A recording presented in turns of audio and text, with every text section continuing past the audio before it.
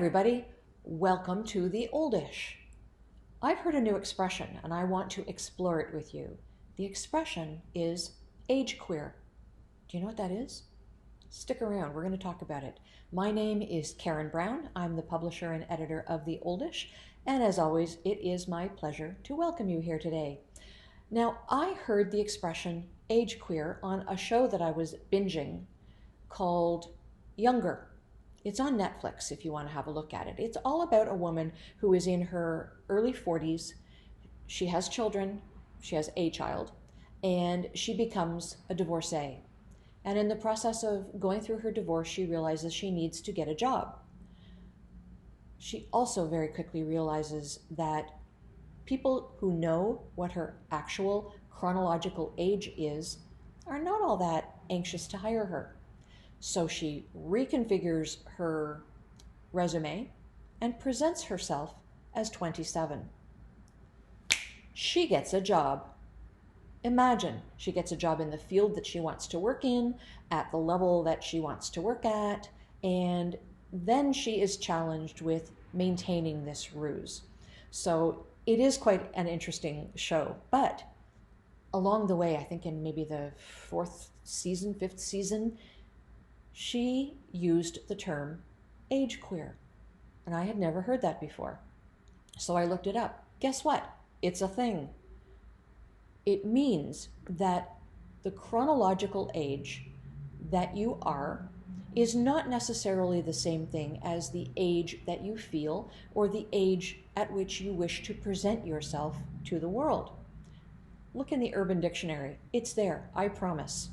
So it got me thinking about age. It got me thinking about where I am chronologically and where I feel I am. Turns out I don't know where I feel I am. I just turned 65. If this is how 65 feels, it's great. But you know, what I have to compare it to is the 65-year-olds that my parents were, the 65-year-olds that my grandparents were.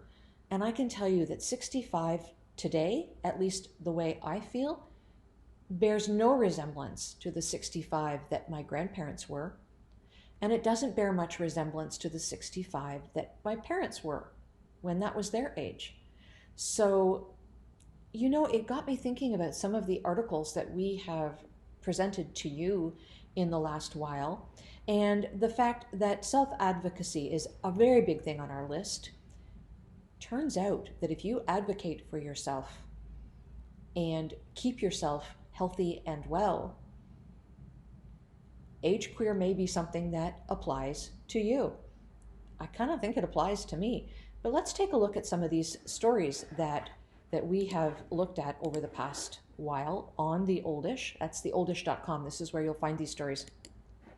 This one here is all about walking speed. Now, this one we just published last week.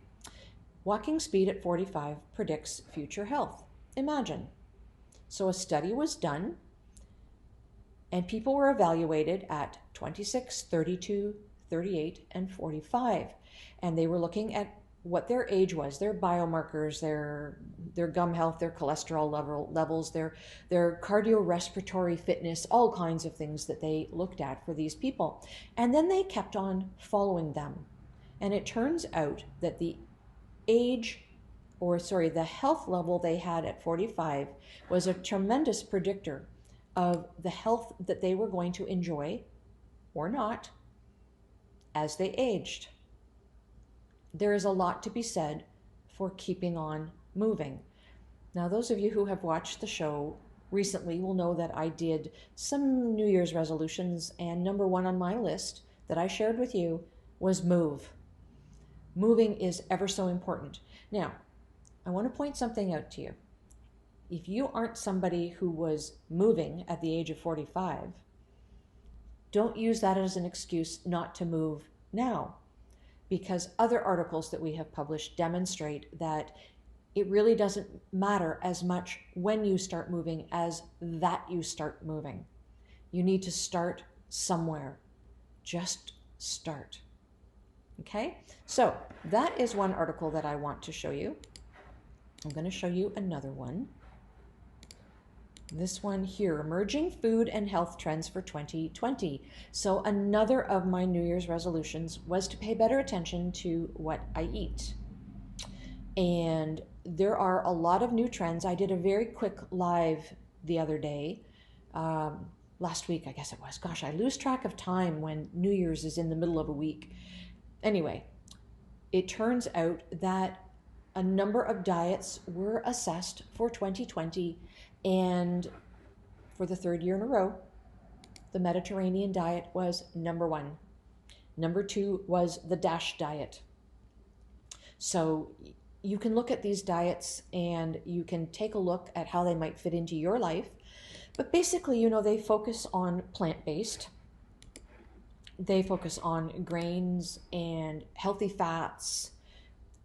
This article talks about buzzwords. It talks about reading labels on food. It talks about the kinds of foods that you can incorporate into your diet and be healthy along the way. So do take a look at that and see what you can do. I try to follow a Mediterranean diet as much as possible. It is a healthy diet. It does make my body feel good, and it does allow me to have a glass of wine now and then. I kind of like that. Okay, let's go back to our articles.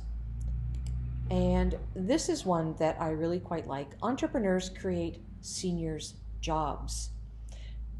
Staying involved and active is a really important thing as we age. Staying engaged with the community, staying engaged with something that makes you feel useful and that you're contributing to your community, to your neighborhood, to the world, however that is. And it turns out, what caught my eye about this article, it was on CBC, and it was about an older individual who had started something called the Senior Touch.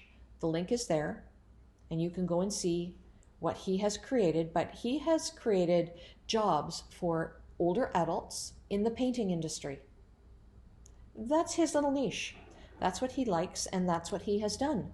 So that is something that I would encourage you to look at as well. Now, interestingly, my brother and his wife, who live in the south of France, just returned from a vacation in Amsterdam, which is where my sister-in-law is from. They were in The Hague, Den Haag, and there are actually employment agencies there that are specific to older adults.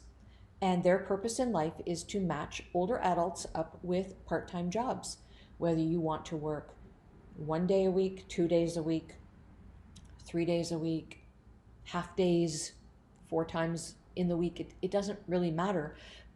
Their purpose is to gather up these jobs and match older adults with them.